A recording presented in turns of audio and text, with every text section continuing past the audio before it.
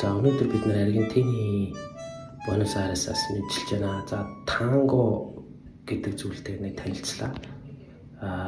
Аргентинд бол яг хүмүүс мэдээж номер 1 спорт юу вэ гэвэл хөлбөмбөг гэж нэрлэнэ. Гэхдээ энэ тийм хүмүүсийн нэрлэж байгаа хөлбөмбөгөөс гадна бас танго байдаг. Аргентины ард түмнүүд танго гэж бол үнэхээр чухал ач холбогдолтой.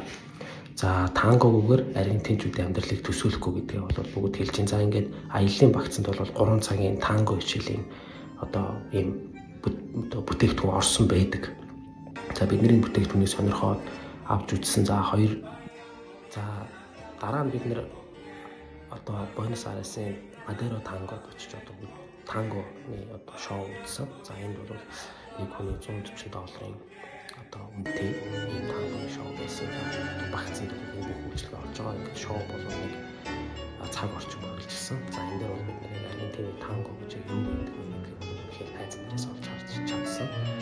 Ялангуяа Мадеро танго бол үнэхээр одоо албартай тангоны зүйлбэр юм билээ. За тэгээд танго гэдэг урлагийг одоо мэдрүүлсэн.